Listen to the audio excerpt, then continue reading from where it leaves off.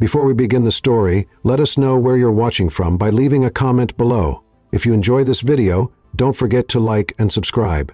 Have a wonderful day. Enjoy the story. Ethan Brooks was rushing through the airport terminal. He was late for a meeting with a group of Japanese investors who could double the year's revenue. Everything had to go perfectly. At the baggage carousel, Ethan saw a black suitcase with red details. Just like his, he grabbed it and walked off as if the airport were on fire. Across the carousel, Mia Harper, wearing a dinosaur hoodie and a messy bun on top of her head, widened her eyes. "Wait! Hey, you took my suitcase!" She ran after him, her small backpack bouncing, squeaky sneakers clapping, shouting like she was at an auction. People turned to look, and Ethan, of course, kept walking. "Hey, suit guy, you!" "That's my bag." He stopped, turned around with a not-so-friendly look. The girl came toward him like a human missile. "This is my suitcase," Mia said, reaching for his arm, breathless. "No, it's mine." "No, it is mine," she snapped, pulling the suitcase. "Give it back." "Let go, miss. Please. I have a meeting in 15 minutes. I don't have time for—" he grumbled, pulling it back. That started a tug-of-war worthy of a championship match. One pulling this way, the other pulling that way. And then, zip, the zipper gave out. The suitcase popped open. It was as if a Victoria's Secret fashion show had exploded across the airport floor. Lacy underwear, floral bras, a pair of socks with Nicolas Cage's face on them. And, crowning the embarrassment, a neon pink vibrator slid all the way to the feet of an older gentleman sipping coffee at Starbucks. Silence, then laughter. Lots of laughter. Mia froze for half a second, then dropped to her knees, scrambling to gather her intimate items as fast as she could. Ethan dropped down too, trying to help, but every piece he touched just made things worse. "Don't touch my flower panties," she yelled, slapping his hand away. "I'm just trying to help." "Help? You're just making it worse. You're the one who kept pulling. You grabbed the wrong bag. You corporate banana." Click, click, someone took a photo. Click, click, someone started recording. "Oh yeah, this is definitely going on TikTok," a teenager nearby muttered. Ethan turned red. Mia turned purple. The vibrator kept glowing on the floor until a child reached for it, thinking it was a toy. The mom screamed. More chaos. "Great," Ethan said. "Now I'm famous because of your avocado print underwear, and I'm going to have to sue you for public trauma. I'm sending you the bill for my suit. There's glitter in my pockets." Mia stuffed everything back into the suitcase, slammed the zipper shut with fury, and stood up, outraged. "You should check the name tag before grabbing someone's bag, Mr. Big Shot. And you should keep that in a more discreet place," he said, subtly pointing at the item still half sticking out of the suitcase. She stared at him like she was about to explode. Then, with as much dignity as she could muster, she zipped it closed with a firm click and took a step back. "Good day to you too, Mr. Ice Cold." She turned and walked away, carrying the suitcase like a trophy of shame. Ethan looked at his watch. 10 minutes to the meeting. He huffed, turned around, went back to the carousel and found his real suitcase. Black with subtle gray stripes and a leather tag that read E. Brooks. He picked it up silently, but deep down, way deep down, he smiled. Hours later, Ethan stepped into the company elevator, breathing hard, hair messy, and his suit still showing traces of glitter. The meeting with the Japanese investors was about to begin. He straightened his collar, adjusted his tie, and took a deep breath. The doors opened with a smooth chime. A well-dressed receptionist guided him to a massive room with floor-to-ceiling glass windows, a conference table the size of a golf course, and sharply dressed executives with folders, laptops, and focused eyes. Perfect. Professional, cold, corporate. But then he saw her at the far end of the table, right next to Mr. Tanaka, the lead investor that morning. There she was, Mia Harper, with the same messy bun from the airport, now trying to blend in under a blazer 2 sizes too big and an "I'm not really here" expression. Her notebook sat crooked on the table, and a pink pen jittered nervously between her fingers. Ethan froze in the doorway. He stopped, then a second later stepped forward and said, louder than he meant to, "You've got to be kidding me. It's the crazy underwear girl with the vibrator again." Every head in the room turned to him. Mia squinted like it might be a mirage, but it wasn't. The corporate banana was really there, and he'd seen her. She shrank back in her chair. "Mr. Brooks," the interpreter said, trying to regain control. "Welcome. Mr. Tanaka's looking forward to your presentation." "Right, yes, thank you," Ethan replied with an awkward smile. Then he turned back to Mia and whispered sarcastically, "Let me guess, you're an expert in international business now?" She forced a smile. "I'm a temp secretary. Someone's got to write down the nonsense you say." "Perfect. Then write this down. Mr. Brooks lost his mind after seeing the underwear queen again. I'm the victim here, you suit-wearing lunatic. You're the one who scattered my lingerie all over the terminal. You're the one who yanked the suitcase like a construction crane, and now you show up here, trying to look professional. It's my job. Unlike you, who thinks CEO stands for clown at every opportunity. Nice wordplay. On a little plaque that says Employee of the Month for public embarrassment?" Mr. Tanaka frowned and asked the interpreter something, who hesitated, clearly uncomfortable, then translated. "Mr. Tanaka would like to know if you two know each other." "Know each other? That's putting it mildly," Ethan muttered as he sat down. "We once had a public fight over a suitcase full of intimate apparel." Mia pressed her lips together. "That vibrator wasn't part of the suitcase. It just happened to fall in." "Of course. Must have been in your pocket, huh?" She let out a deadly sigh. The silence in the room grew so thick you could cut it with a plastic spoon. The executives around the table pretended to shuffle documents while casting curious glances. One of the Japanese businessmen whispered something to his colleague. The interpreter wisely chose not to translate. Ethan pulled the folder in front of him and for the first time tried to focus. But he couldn't, because right there, at the most important meeting of the week, sat the woman who had shattered his image, his composure, and his ego. And now, like it was the most normal thing in the world, she was there taking notes with a shiny pink pen, blowing stray hairs from her face like she hadn't been the star of a viral scandal. "You should at least thank me," he whispered, eyes still on the charts. "Thank you for what?" "For making me famous. They're calling me Lacy Ethan in the comments." She held back a laugh, but the corner of her mouth twitched. "Serves you right. That's called karma." He smiled too, even if reluctantly. "It's called Mia, literally, and looks like I'll be stuck with you longer than I thought." She glanced sideways. "Maybe you'll get used to it. Or maybe I'll buy another suitcase with even more glitter." Ethan tried to hide his smile, but didn't quite manage it. The meeting went on. Spreadsheets were opened, graphs explained, reports presented. But between one projection and the next, there were lingering glances, hidden sighs, and one shared realization. 2 weeks had passed since the investors' meeting. Ethan thought he'd put it all behind him. The argument in the boardroom, the viral video, the girl in the dinosaur hoodie. Especially because after that meeting, Mia had vanished, disappeared like a dismissed notification. He threw himself back into work. Numbers, control, focus. But now and then, in the quiet of the office, he still heard her voice in his head, calling him corporate banana, and for some reason, he smiled.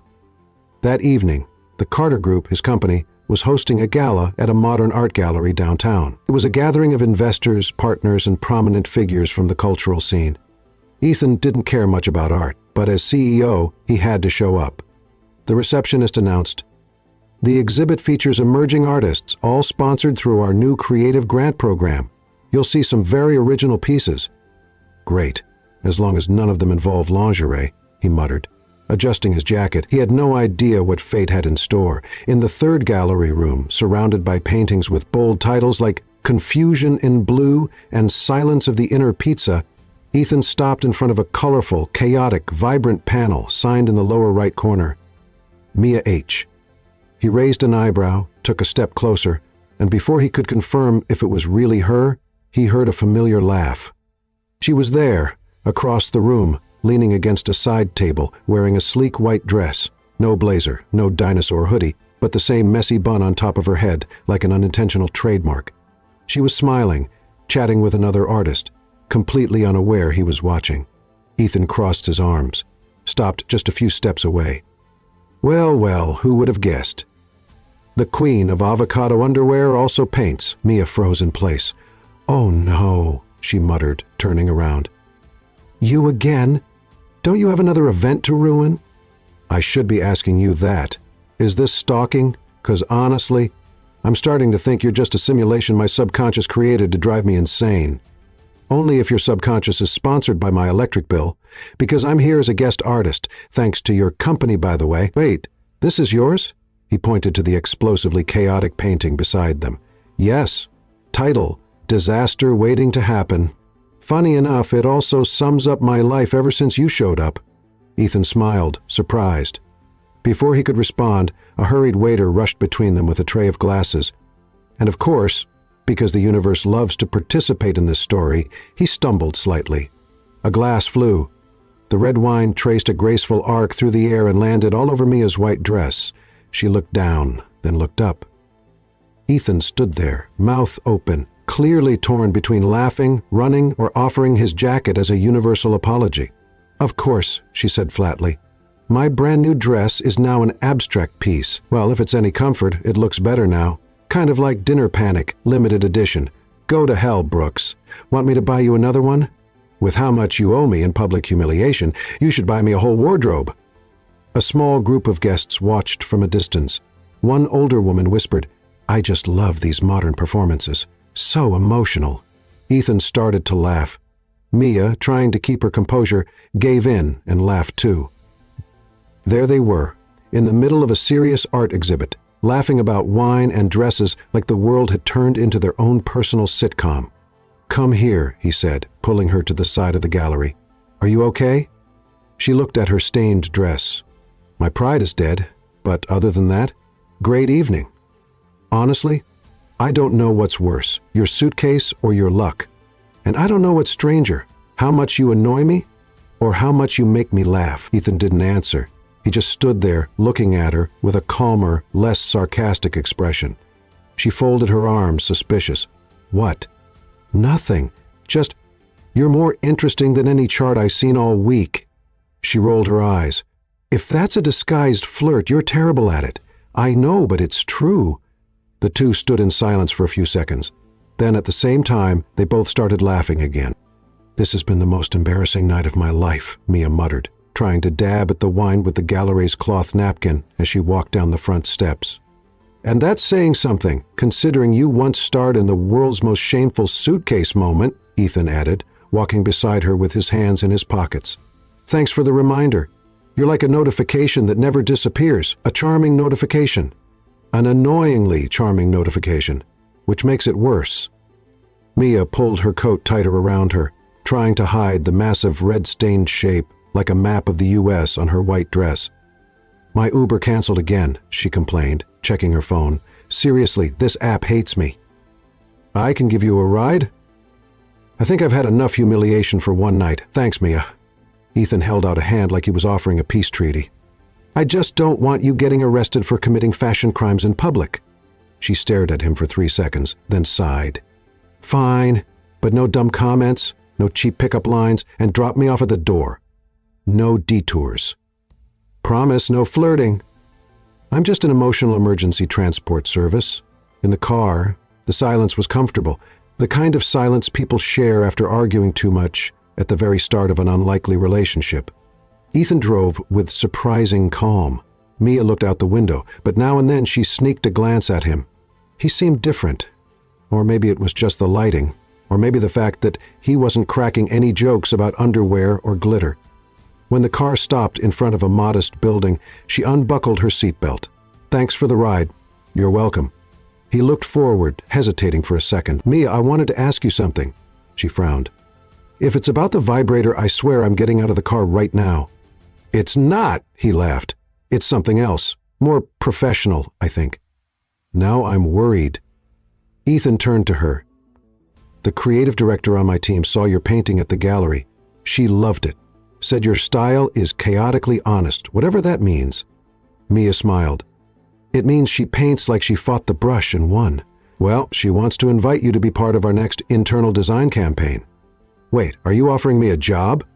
I'm offering you an opportunity in the same place where everyone saw my vibrator accidentally fall on the treadmill. Exactly, he smiled.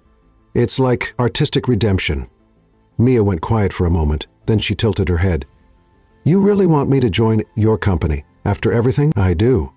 Actually, after all the embarrassment you've already put me through, The least you can do now is redecorate the meeting room where we had our public fight." She laughed softly, but she laughed. "Okay, really? Yes, but on one condition." Uh-oh. "That no one, absolutely no one, calls me lingerie queen in the hallways." "No promises. Some folks in marketing have a sense of humor." She opened the door. "Good night, Mr. Brooks." "Good night, Miss Harper, and thank you for the ride and for not hitting on me." "You're welcome, but if I were hitting on you, you'd know it." She closed the door, and before the car pulled away, Ethan looked in the rearview mirror.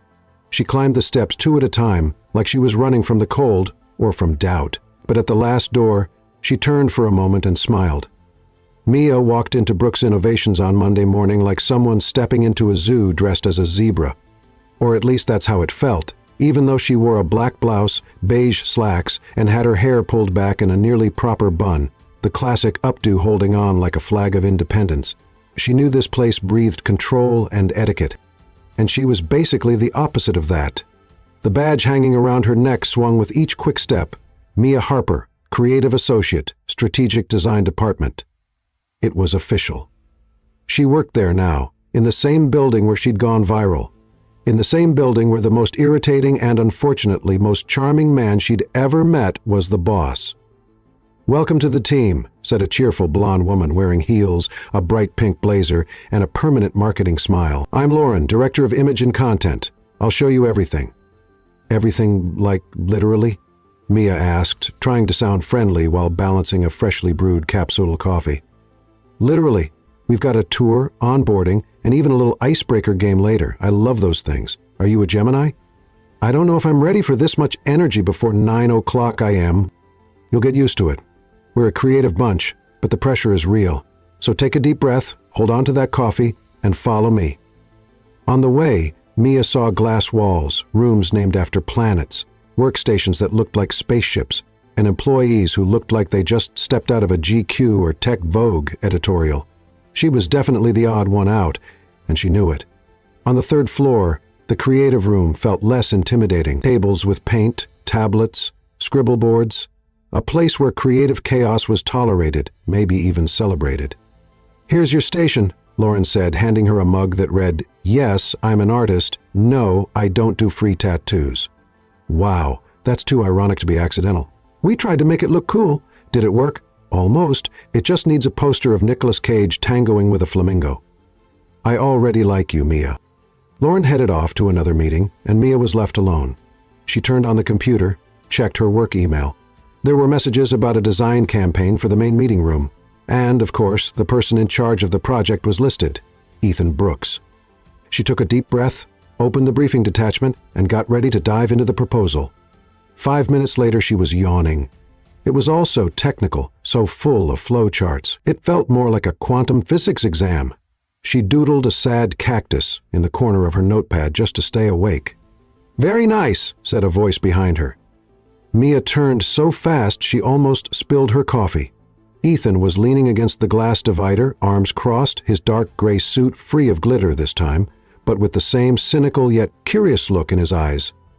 "Oh, great, you again?" she said, moving the coffee away from potential accidents. "I work here, remember? I'm trying to forget. You've shown up more than my bank notifications. I came to see how the new hire is dealing with corporate chaos. Chaos I can handle, but this briefing? It's graphic terrorism." Ethan stepped closer and glanced at her notebook. "Is that a crying cactus? It's a symbol of my soul trying to make sense of this neutral tone color palette you all love so much." He laughed, really laughed. "You're impossible, Mia. And you're ridiculously organized. Do you guys even line up your paper clips by color here? Only the gold ones. They're the leaders of the clips." She laughed too, in spite of herself. "Are you going to ask me to paint the meeting room with the names of your investors or something?" "No, I want something with identity, something that shows life, like you're painting at the gallery." Mia looked the CEO in the eye. He was serious, and once again she could see that behind the sarcasm was someone genuinely curious, and maybe a little less of a corporate drone than she liked to tell herself. "I can try," she said, looking at the screen with a bit more respect. "Great. Oh, and here it comes. There's a meeting tomorrow at 8, Oh, clock I am with the branding team. There'll be coffee and muffins. Muffins with cream cheese frosting. Okay, now I'm more motivated. He started to walk away, but paused at the door. "And Mia," he called without fully turning around, "if you spill paint on the upstairs carpet, just give me a heads up. The cleaning crew charges double when they call it conceptual art." She raised an eyebrow. "If I throw paint on the carpet, it'll have your name on it." He blinked. Fair enough, and walked out. Mia looked at the computer, then at the cactus she had drawn. She picked up her pencil and added a smile. That evening, while Ethan was reviewing contracts, he found himself smiling, thinking about the sad cactus. Mia was chaos, but a kind of chaos that made sense. And even he, the control-obsessed CEO, was starting to think that maybe, just maybe, disorder had its own charm. Mia arrived early to the meeting room, determined to make a good impression. She wore a black dress with subtle stripes and white sneakers, her hair partly tied back with a simple ribbon, and carried a folder with new sketches. For the first time since joining Brooks Innovations, she felt almost prepared, almost. Because nothing, absolutely nothing, could have prepared her for what happened in the next 5 minutes. "Hi, you must be Mia, right? The Suitcase girl," said a bright, cheerful voice. Mia slowly turned around. Standing in the doorway was a woman in a perfect navy blazer, nude heels, wavy blonde hair, and magazine-level makeup. She held out her hand with the kind of smile that said she'd already won the game before it started. "I'm Sophia, Ethan's ex." Silence. Mia blinked 3 times, swallowed hard. "Nice to meet you. I'm Mia, former owner of the Suitcase that became world famous." Sophia laughed, like it was the most adorable thing anyone could say. "Oh, I saw the video. You were hilarious. That part when the vibrator rolled on the floor? Iconic." Mia smiled with the politeness of someone holding a coffee cup full of liquid dynamite. "Glad my embarrassment could provide some international entertainment." "Don't worry, everyone here talks about it fondly. You're kind of an in-house celebrity. By the way, did you know Ethan got really upset about the online comments? He wanted to sue half the internet." Mia raised an eyebrow. "What a gentleman." "Yeah, he's always been that intense, in a good way, but also very loyal. You know, protective. I think that's why we always had this really strong connection." She touched her hair delicately. "You two broke up a while ago?" Mia asked, already regretting it. "About 3 months. It was mutual, but now we're working together again. Funny coincidence, right?" Mia bit the inside of her cheek. "Coincidence? Sure." The room started to fill up. Employees took their seats with laptops, muffins, and coffee mugs. Ethan walked in, punctual as always, and paused for a split second when he saw Sophia sitting right next to Mia. "Sophia, you're here." "Surprise," she laughed. "I was brought in to help with the branding redesign. It's a temporary role, but the impact will be lasting." He blinked, clearly surprised. "I didn't know." "Neither did I," Mia muttered beside him. Ethan pulled himself together, walked to the head of the table, and adjusted some papers. "Okay, everyone, let's begin."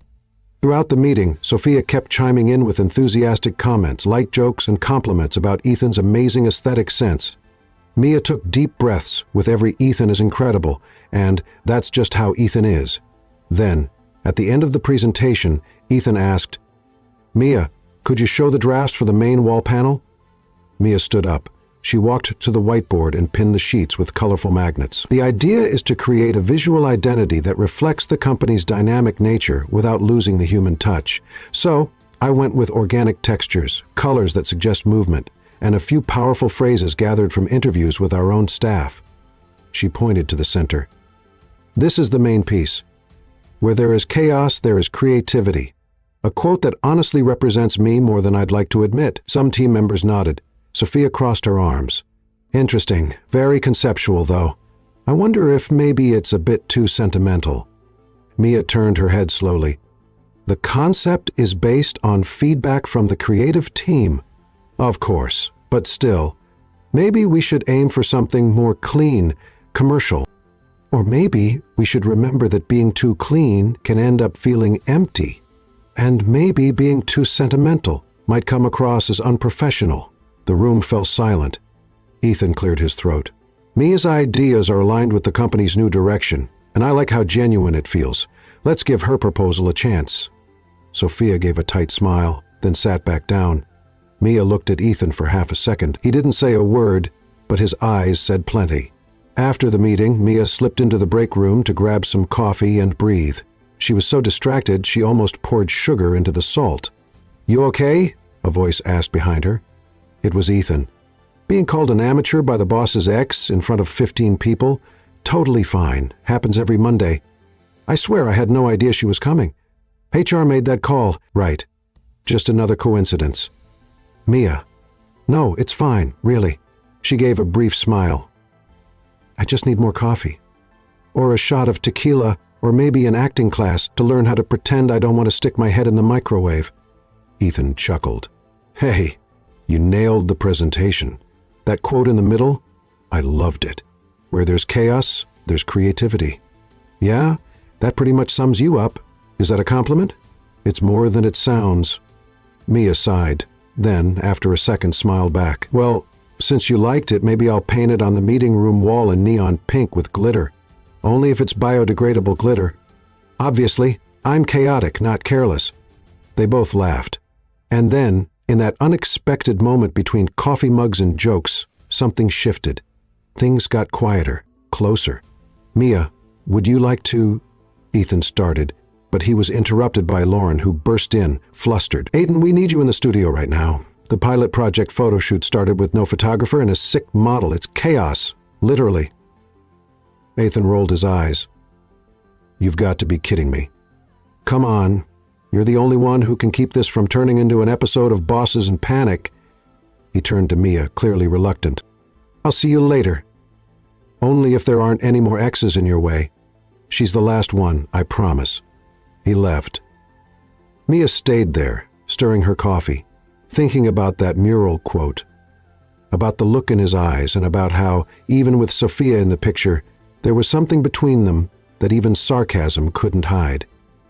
The next morning, Mia could barely sip her coffee without spilling. Sophia's sudden appearance still lingered in her mind, but it was the note Ethan had left on her desk that really left her confused.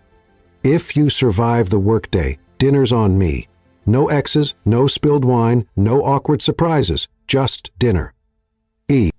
She stared at the paper for the 5th time. It was ironic, straightforward, and strangely sweet. But before she could decide whether to say yes, Ethan appeared at the door of the creative room. Forget the dinner. What?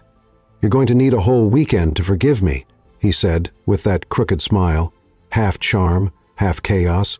I'm heading to this event on a ranch in the countryside. It's got art, business people, investors, and horses more expensive than most apartments. And I want you to come with me. Sorry, what? You want me to go to a ranch with you? It's a corporate event disguised as an artistic retreat. You're the only artist I know who isn't afraid to put glitter on a PowerPoint. I need your opinion, maybe your company too. And why would I say yes? He pulled a small container from his backpack, opened it.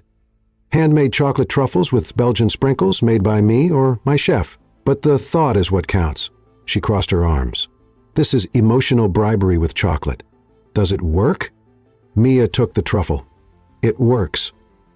2 hours later, Ethan's car was cruising down the road smoothly.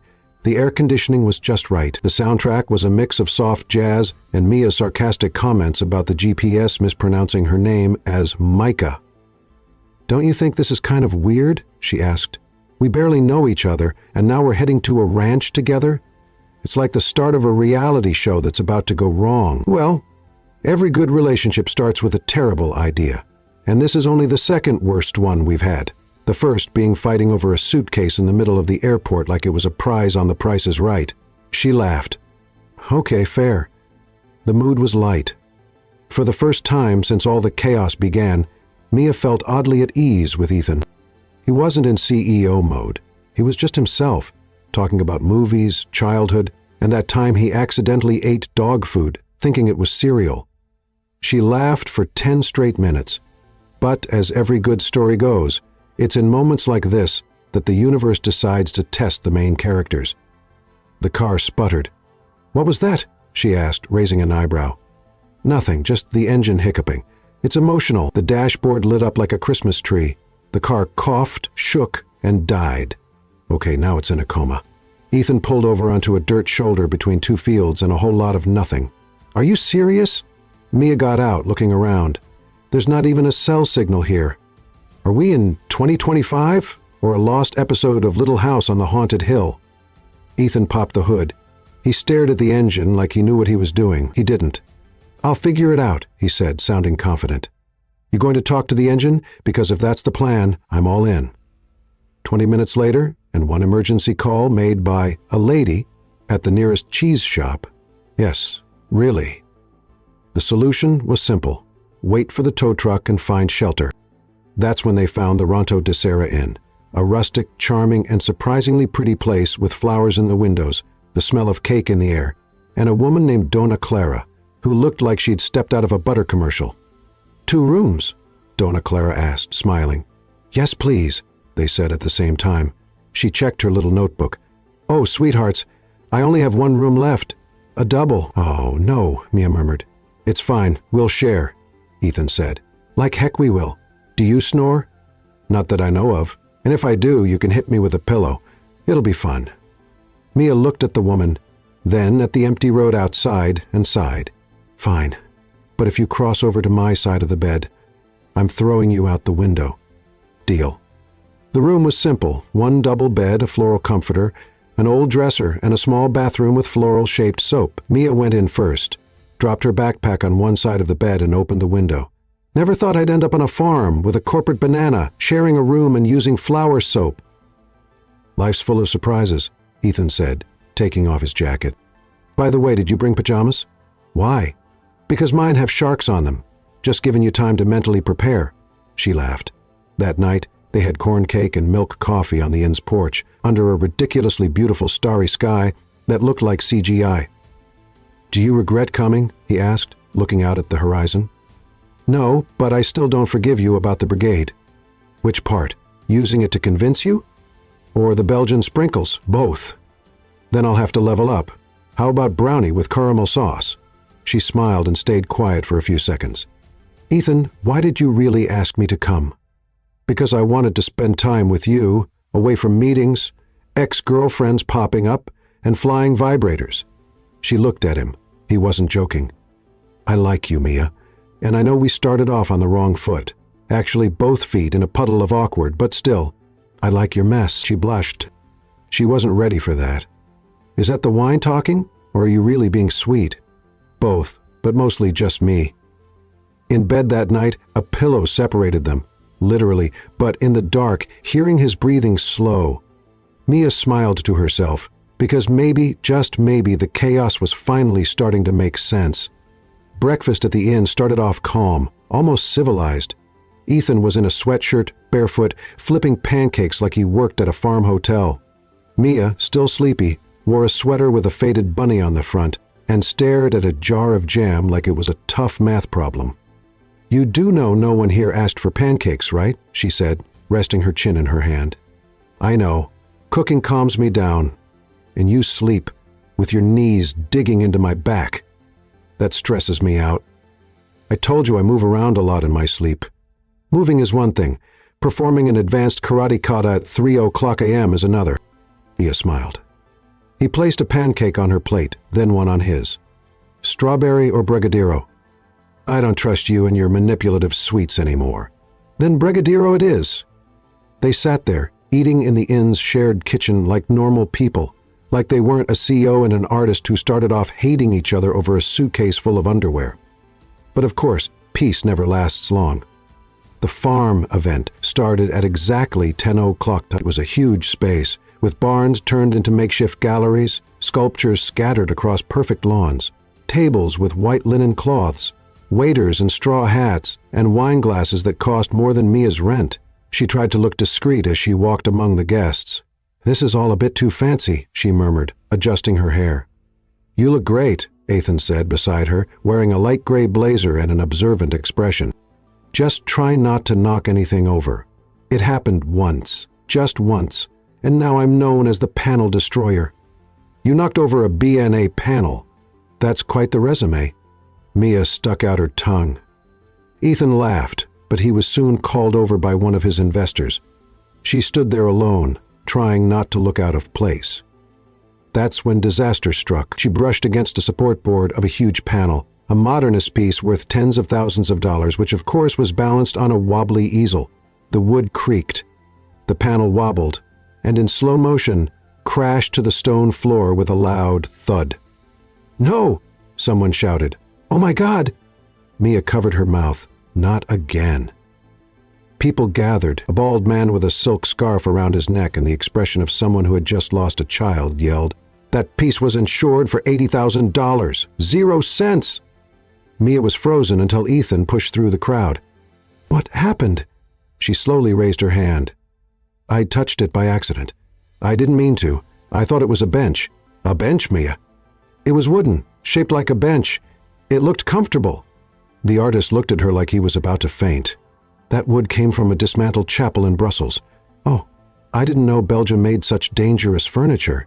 The artist huffed and turned his back. Mia was about to cry, or run, or dig a hole and live in it. But before she could, an elegant older woman approached her, holding a glass of red wine. "Dear, are you all right?" "I don't know. Physically, yes. Mentally, I'm in ruins." "That's exactly what the piece represents," the woman said, pointing to the broken panel on the ground. "The collapse of structure, the impermanence of form, the inner chaos of emotion. It's sublime. I'm Eleanor Dubois, art critic for Artsy International. That was brilliant, authentic, raw. I'd love to interview you." Mia blinked. Ethan, beside her, stood with his mouth slightly open. "You're serious?" "Of course. I'm writing your name down. Mia, right?" "Mia H. That's right. Mia? H for havoc!" As the critic walked away, delighted by the mess, Ethan grabbed Mia's arm and pulled her aside, laughing. "Do you realize what just happened? I broke art and saved the event with charm. You knocked a board to the floor and ended up with an international review. That's like modern witchcraft. Add it to my resume. Panel destroyer and praise magnet." They laughed. They were alone now, behind the main building, overlooking the field. "You know," he began, "you surprise me all the time. Sometimes I don't even understand myself, and that's kind of charming." The mood shifted. It grew quiet, still. Ethan took a step closer, then another. Mia looked at him. The wind played with her hair. He raised his hand, touched a strand. "May I?" he asked. She didn't answer. She just stood there, breathing deeply. "Almost. Almost." But then, of course, an intern tripped and yelled, "Watch the wine!" seconds before a splash hit an investor's white suit. Mia, on impulse, ran with napkins and saved the day. Ethan stood there sighing. "Almost," he murmured. Later, sitting on the farmhouse porch with 2 glasses of juice and his shirt stained with grape, she said, "Today was intense. You broke a piece of art, cleaned an investor's suit with napkins, saved the networking event of the year, and you took my breath away for 5 seconds." She glanced sideways at him. "And you, corporate banana, were actually kind of helpful." "That's what I get for wiping wine off an investor. Helpful. And maybe a kiss. But not today. I've hit my chaos quota." Ethan laughed. "So, tomorrow?" She smiled. "Maybe tomorrow." The ride back from the farm was quiet, but not the awkward kind. It was a peaceful silence, as if the words had already been said through laughter, spilled wine, a nearly kiss, and artistic chaos. Mia looked out the window, her eyes following the trees as they passed. Ethan, driving, glanced at her now and then. There were still traces of paint on her hand, and he loved that. "Can I ask you something?" She broke the silence. "You're already asking. Have you always been like this? You know, so hard to read?" "Only when I don't want to be read." She looked at him. "And now do you?" Ethan thought for a moment. "I do, but I'm afraid of what you'll think when you finish the book." Mia gave a small smile. "If it's bad, I'll just scribble in a new dedication." When they got back to the city, they each went their separate ways, but the distance was only physical. They kept sending silly texts, memes, and little inside jokes born from crooked sculptures and wine mishaps. Then, 2 days later, a phone call changed everything. Mia got a call from Eleanor Dubois, the art critic who had seen her knock over a display and somehow save her reputation with charm and chaos. "Mia, darling, I've got a last-minute opening for an international exhibit in Florence. I need a fresh, bold name." "You're serious?" "Absolutely. 3 months, a paid studio, European mentors, top galleries. This is your chance to break through." Mia hung up in a daze. 3 months in Italy. 3 months away from overdue rent, her dinosaur sweatshirt, and the controlled chaos at Brooks Innovations. 3 months away from Ethan. That night, she found him on the company's rooftop. He was facing away, looking out over the skyline. "Did you know the sky over New York can look blue but still feel gray when you're unsure?" she said. "Is that poetry or a hint?" "Both." Ethan turned and leaned against the glass railing. "The critic called, didn't she?" "She did." "So, going to go paint the world?" "She wants me to go to Florence. 3 months." Ethan didn't answer. "It's a huge opportunity for me," she continued, "but I also have this job now, and I have you, and all of this. Don't put me on the scale with Florence, Mia. I'm just an airport accident." She took a deep breath. "You're not just that. Then what am I?" Mia walked closer. Close. Really close. "You're the first person who's really seen me in a long time, and that scares me more than flying across the world." The wind picked up, but neither of them moved. "I should be telling you to go," he said, voice rough, "because I know you deserve this. But if I'm being completely honest," he raised a hand and touched her face, "I don't want you to go." She didn't answer with words. She just leaned in slowly, like she was afraid to ruin it. Ethan didn't wait any longer. He kissed her. It started soft, like they were testing what this was, but it quickly turned into something inevitable, intense, filled with everything they hadn't said. It felt like every argument, every laugh, every accident between them had led to that moment. When they finally pulled apart, eyes still closed, Mia leaned her forehead against his. "This complicates things." "This is the simplest thing we've done," she gave a nervous laugh. "I'm scared, Ethan." "Me too." "So, now what?" "Now you decide. Go to Florence or stay here." "That's it." "No." He looked into her eyes. "If you go, I'll wait. If you stay, I'll hold on." She didn't say a word. Her heart was pounding like a runaway drum. The New York sky stayed gray, but for the first time it seemed to shine just a little differently. Her bag was packed, her ticket printed, her heart torn in two. Mia walked through the airport terminal with her earbuds in, but no music playing. Every step echoed like a warning that everything was about to change. 3 months, Florence, art, recognition, and Ethan left behind. She reread his last few messages as she waited at the gate. "Ethan, you're a wildfire I never saw coming. Go shine, but come back. Mia, wait for me, and don't forget me. Not even for a second. Forgetting you would be like forgetting how to breathe." She sighed. Boarding began.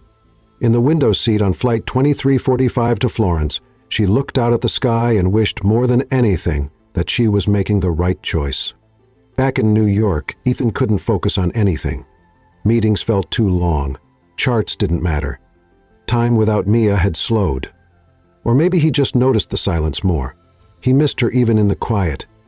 And he didn't know how long he could pretend everything was fine.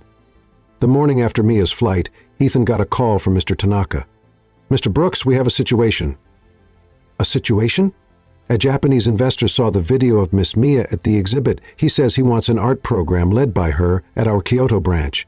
Ethan choked on his coffee. "Sorry, what?" "He wants her in Kyoto, leading our brand's culture and innovation initiative. They're willing to fund the entire program, but it's non-negotiable. Either she accepts or there's no deal." Ethan stood up, pacing the room. She just flew to Florence. Then perhaps it's time to bring her back, or at least offer her the real choice. In Italy, Mia was discovering a whole new world. The studio they offered her was filled with light from tall windows, old easels, and the scent of fresh paint. The mentor spoke with thick accents, and the coffee tasted like liquid poetry. She felt alive, finally seen as an artist. But every time her brush touched the canvas, Ethan would come to mind. In the 3rd week, she began a series called Imperfect. It was about unlikely meetings, mixed up baggage, and how chaos can sometimes be the beginning of something beautiful. Each painting was really about him. At the end of the month, while sketching in the fading evening light, she got a call. "Mia." "Yes. Who's calling?" "Tanaka Group. We'd like to invite you to lead an art and innovation program at our Kyoto headquarters." Mia sat down, trying to take it in. Is this real?" "Yes. But we'll need your answer soon. We have a decision deadline this Friday. Oh, and by the way, the invitation came from a personal recommendation by Mr. Ethan Brooks." She was silent. Her heart was racing. Ethan was still behind the scenes. He hadn't given up on her, and somehow he was opening more doors than she ever imagined. But now she had to choose: stay and finish the program she loved, or begin something even bigger, knowing he was the one who made it possible. Across the ocean, Ethan felt the emptiness growing. He started writing a letter, one he might never send, but he had to put it into words. "Mia, if you're reading this, it's because some part of you still carries me in the coat pocket where you keep coins and hidden memories. I know you love this life. If I were you, I would too. But if by any chance you're tired or looking for something more, something new, something ours, the door here is still open.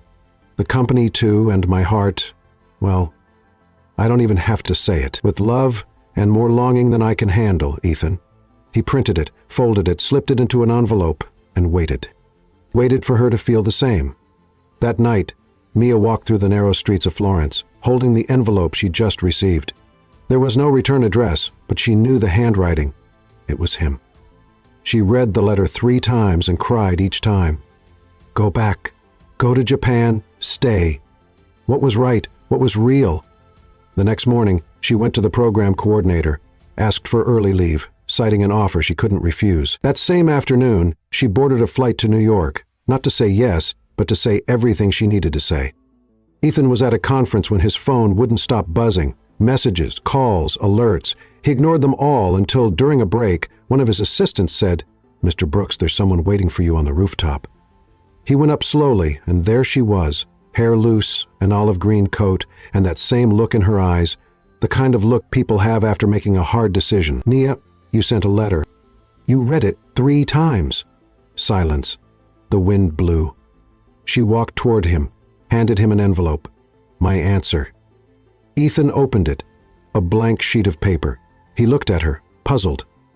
It means I want to start from scratch with you. No script, no frame, just us. He pulled her close, closer, and right there on the rooftop where they'd said goodbye weeks earlier, they kissed.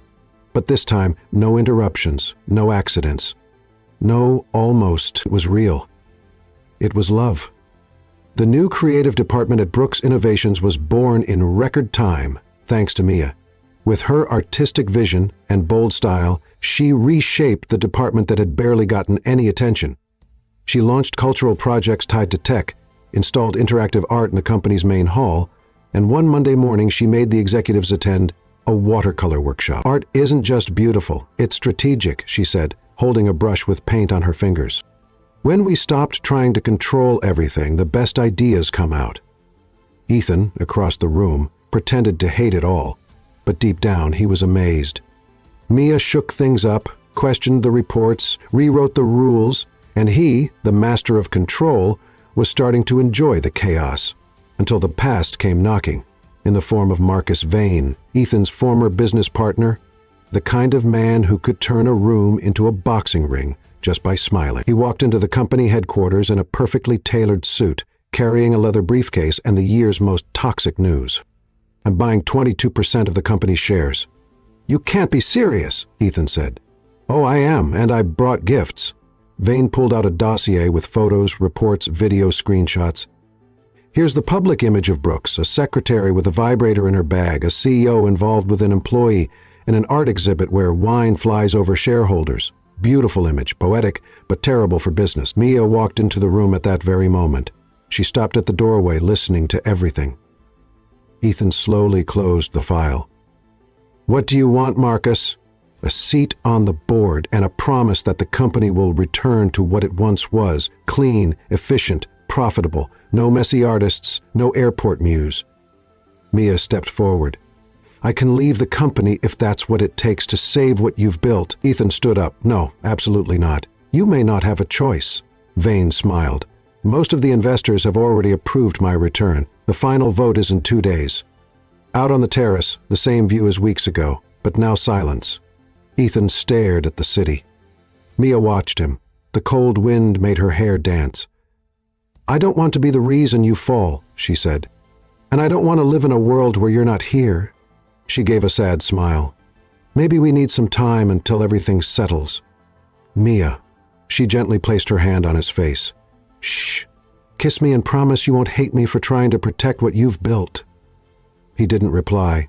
He just kissed her with the urgency of someone who knows time is short, with the intensity of someone who doesn't want to say goodbye. And when they pulled apart, he knew that kiss wasn't a goodbye.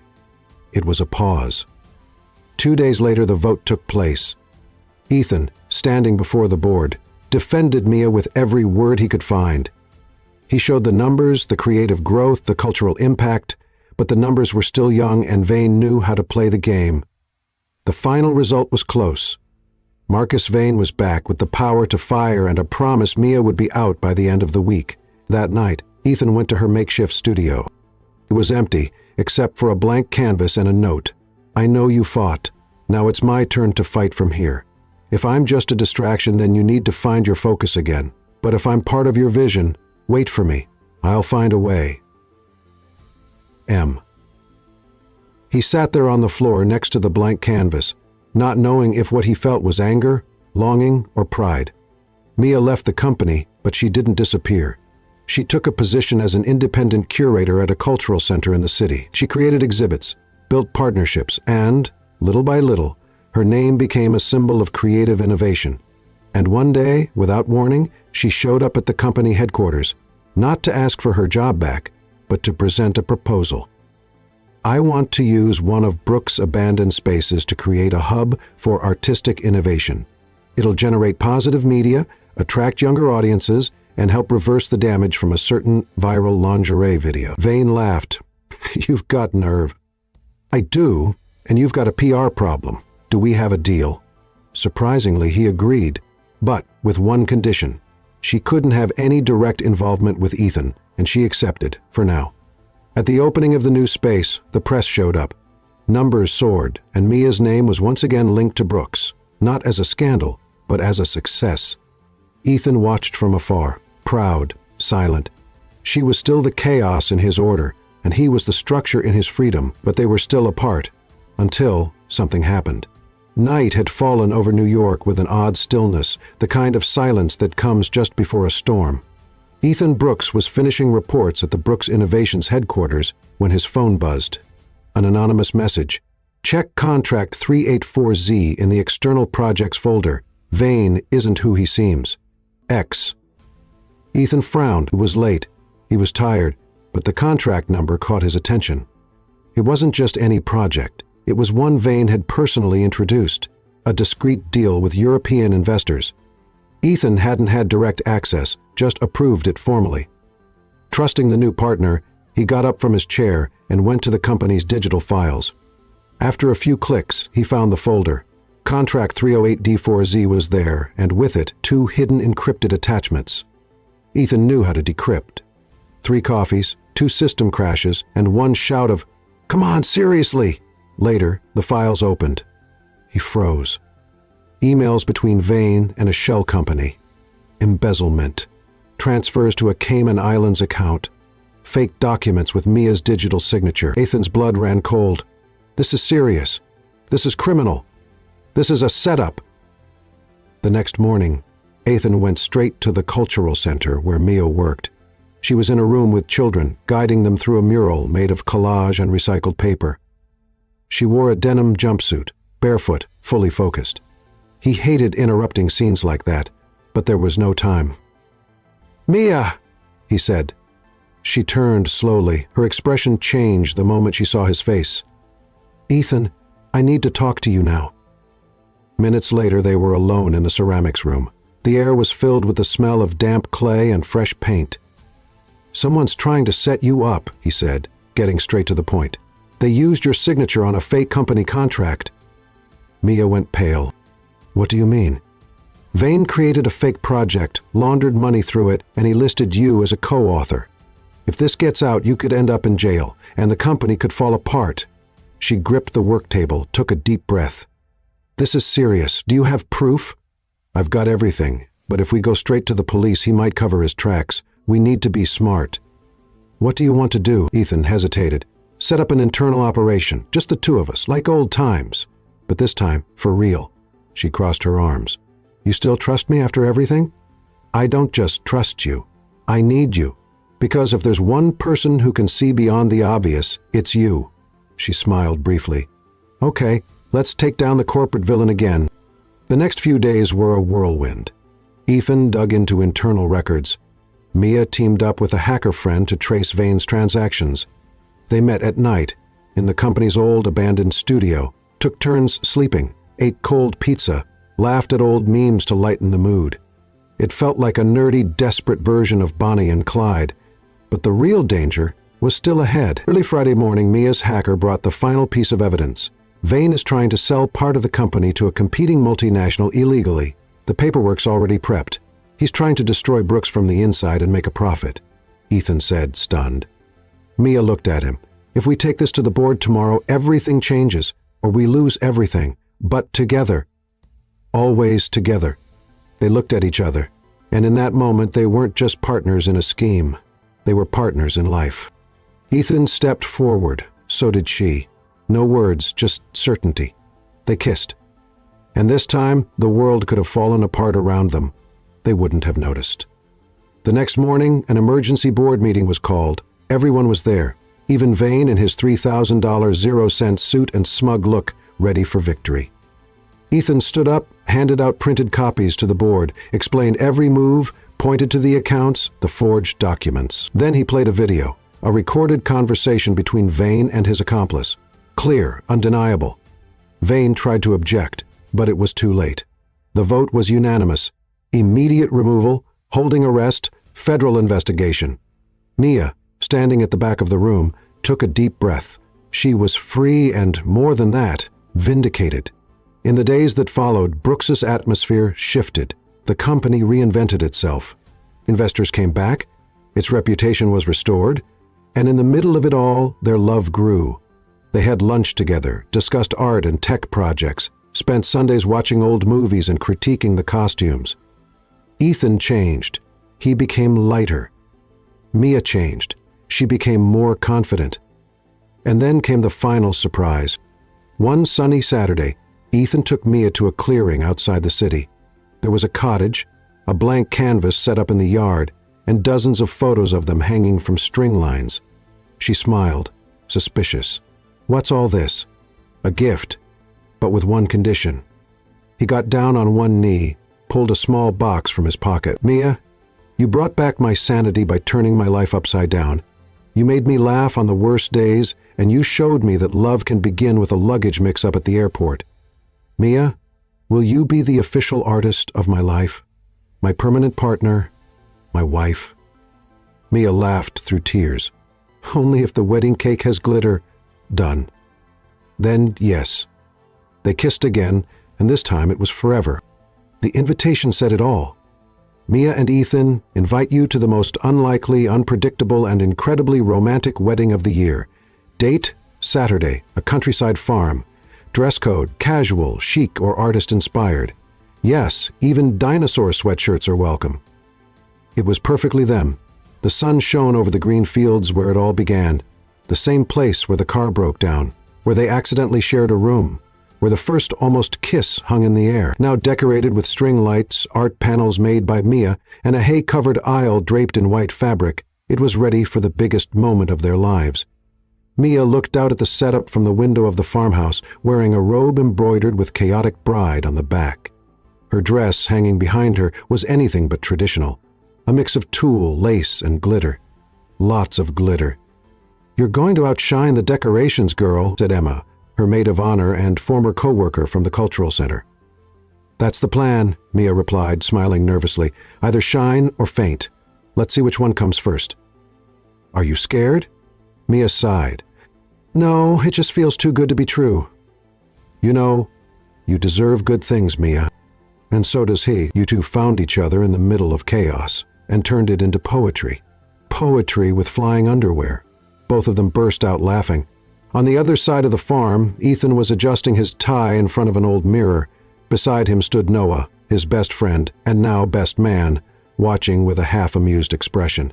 "Man, you pitched to billionaire investors, closed deals with tough Japanese negotiators, even faced off with Vane in a war room, and you're sweating over a yes? It's not the yes, it's what comes after. It's forever.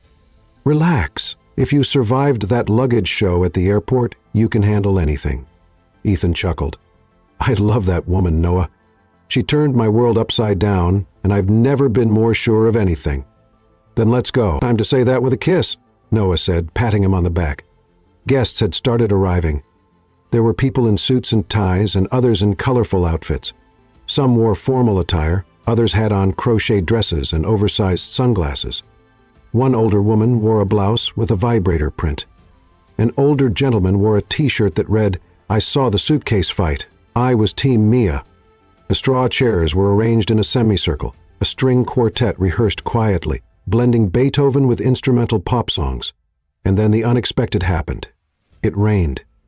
Yes, right in the middle of a clear sky and cheerful forecasts, one sneaky cloud made its appearance. The first drops came gently. Within seconds, it turned into a downpour. "No!" Mia shouted from the window, watching the flower arrangement sway in the wind. "Let's move to the barn," someone yelled. The event team sprang into action. Guests got up, some laughing, others desperately shielding their hairstyles. Ethan, standing at the makeshift altar, simply opened his arms and looked up at the sky. "Of course this would happen," he said with a smile. Half an hour later, everyone was inside the renovated barn. The lights were on, hay bales turned into last-minute seats, and the altar was rebuilt with floral curtains and Mia's paintings in the background. Ethan stood in the center, shoes a little muddy and hair slightly damp. Still, he looked like the happiest man in the world. The music began, an instrumental version of Can't Help Falling in Love. And then she walked in.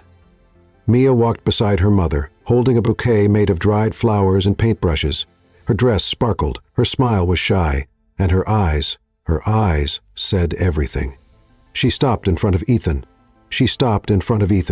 "Thought you were going to be late," he whispered. "I'm the bride. I had to be late so you'd wait for me." The officiant smiled. "We are gathered here today," but no one really heard the rest of the sentence, because the looks, the memories, the feelings, they were all there, in the silence between the two of them. The most important moment wasn't the speech, it was what they felt. When it was time for vows, Mia spoke first. "I promise to keep knocking things over and messing up schedules and reminding you that life without art is just a pretty routine. I promise I'll laugh at your spreadsheets and sneak glitter into your pockets when you least expect it. I promise to be me, but with you." Ethan took a deep breath. "I promise to stop trying to control the world and let you surprise me every day. I promise to protect you from criticism, from doubts, and from any surprise vibrators. I promise to be your ground while you fly." They both laughed. The officiant held back a laugh too. "By the power vested in me, I now pronounce you husband and wife. You may kiss." They kissed, and this time it was for good. The party was a whole event of its own. Mia had set up a dance floor with colorful projections. Ethan organized a drink bar with names like Love Contract, Stolen Kisses, and Confused Caipirinha. There was karaoke. There was cake with edible glitter. There was a lady who fell into the pool and said she was baptizing the wedding. There was dancing till the floor, yes, even Mr. Tanaka. And late into the night, something more happened. Ethan took the microphone. "Ladies and gentlemen, I need 5 minutes of your attention." Everyone turned to look. When I met Mia, I was rushing toward what I thought was success, and she made me trip, literally. And in that stumble, I found everything. Today, I want to share something many of you weren't expecting. Everyone held their breath. Starting next month, I'm stepping down as CEO of Brooks Innovations. Some guests exchanged surprised looks. Because I'm starting a new company, a blend of art and business, and its name will be Brooks and Mia. Applause erupted. Mia was crying and laughing at the same time. He reached out his hand. "All we need is one more partner and someone I love who's crazy enough to join me." She stepped onto the stage and kissed him hard. "Wherever you go, I'll go, but on one condition." "What's that?" "No more wrong suitcases, ever again." They laughed and kissed again. Mia and Ethan's life after marriage was anything but traditional. There was more glitter than self-help books, more spilled coffee than candlelit dinners, and a weekly schedule filled with artist meetings and brainstorming sessions in bed with popcorn and chocolate fudge. But there was love. So much love. And one ordinary morning, with the sound of the coffee maker in the background and Mia rummaging through the fridge looking for something sour with chocolate, everything changed. "Ethan," she called from the kitchen. "Huh? This is weird. What is?" "I'm craving pickles with sweetened condensed milk." Silence. "You're joking, right?" "No, and there's more. I cried today because I saw a video of a duck chasing a puppy, and I hate ducks." Ethan showed up at the door with one eyebrow raised. "You mean to say—" "I don't know," she answered, eyes wide. "But my app says I'm 5 days late and my boobs hurt like I just ran a marathon without a bra." Silence, a glance, a flash of panic, then one of hope. "Should we buy a test?" he asked. "Now." The silence in the bathroom was as thick as steam in a sauna. Mia paced back and forth. Ethan leaned against the door, holding the test box like it was sacred. 3 minutes, right? It's already been 5. Go check. You look. You're the one who peed on it. She sighed, took a deep breath, and grabbed the test. 2 lines. Ethan's eyes widened. "That means I'm pregnant. We're pregnant." A few seconds of silence, then he rushed to her, picked her up, and spun her in the air. Mia laughed, cried, and held the test like a trophy. "Oh my God, we're having a baby! We're having a little walking chaos!" At the first doctor's appointment, the doctor smiled right after the ultrasound. "Are you ready to know?" Ethan squeezed Mia's hand like they were on a roller coaster. "It's a boy!" Mia looked at the screen, then at her husband. The sound of the baby's heartbeat filled the room. "A boy," she repeated, teary-eyed. "A little boy. A mini Ethan with messy hair and a flair for drama," he added. "A baby with an artist's soul and a CEO's calendar. Dangerous." They laughed and left the appointment arm in arm, already debating names. Nothing too uncommon, but nothing that sounds like a perfume either. Agreed. And nothing that rhymes with panties. That's important. The baby shower couldn't be normal. Not with them. The theme: Mission Impossible, diapers and love. All the guests wore black with dark sunglasses. The decor was a mix of Hollywood and baby gear. There was a gourmet chocolate truffle station, another with mini diapers filled with candy, and a game called Guess If It's a Diaper or a Wrap Chocolate. When it was time for the name reveal, a drone flew down from the ceiling carrying a banner. "Welcome to the world, Liam Brooks." "Sounds kind of like a movie director's name," Mia said. "Perfect," Ethan replied. "He'll direct the wildest story of our lives." In the weeks that followed, they dove into baby shopping. "This crib looks like a NASA capsule. This one has Bluetooth." "Why would a crib need Bluetooth, Ethan?" "So the baby can listen to classical music and develop his right brain." "What if he prefers rock?" "Then I'm buying earplugs for myself." They'd picked out constellation wallpaper, a nursing chair Ethan assembled upside down and nearly broke, and a mobile of planets that sprinkled glitter everywhere. Mia's fault. The nursery soon turned into a dreamland. Soft colors, children's books, and a small blank canvas where Mia had already started painting Liam's first artwork. Her belly grew, and so did their love. Mia talked to Liam every day, telling stories, asking questions, and laughing to herself when he kicked. Ethan read books out loud, played different songs, and got emotional every time he heard the baby's heartbeat at the ultrasound. There were funny moments, like when Mia got stuck in an inflatable chair and needed 2 neighbors and a dog to help her out. Or when Ethan knocked over an entire shelf of diapers at the pharmacy, trying to reach a jar of vitamins. But there were intense moments too, like the night Mia didn't feel the baby move for a few hours, and they rushed to the hospital. Everything turned out fine, but from then on they cherished every little thing even more. And on a quiet afternoon, after a day of planning for the future launch of Brooks and Mia Kids, Mia stopped at the nursery doorway. Ethan was inside, straightening a picture frame on the wall. "Is it crooked?" he asked. She didn't answer. She just walked in, got closer, and hugged him from behind. "What is it?" he smiled. "We're going to be good parents, right?" "We already are. We're just waiting for Liam to confirm it. What if we mess up?" "We will mess up, but we're going to love him so much he'll forgive us before he even learns how to speak." She teared up gently with a smile. and he kissed her forehead. "Do you know how beautiful you are with that baby bump?" "You're only saying that because you can't see my feet." "I don't need to. I already love every inch of the mother of my child." Night fell with a rare kind of peace. Ethan put on some soft music. Mia settled into the rocking chair in the nursery, gently rubbing her belly. "Hey, Liam," she whispered. "It's Mommy. The world out there is a bit crazy, okay, but in here with Daddy and me, it's all love." Ethan knelt down and rested his ear on her belly. "Son, just so you know, we're not exactly normal, but we're going to love you in a way no one else ever could." The baby kicked. They both laughed and looked at each other. "I think he got the message," Mia said. "Or he's asking for quiet. We talk too much.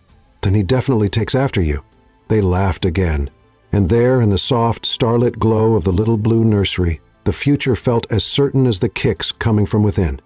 Liam hadn't been born yet, but he was already, without a doubt, the main character in Mia and Ethan's next big adventure, and chaos had never felt so sweet.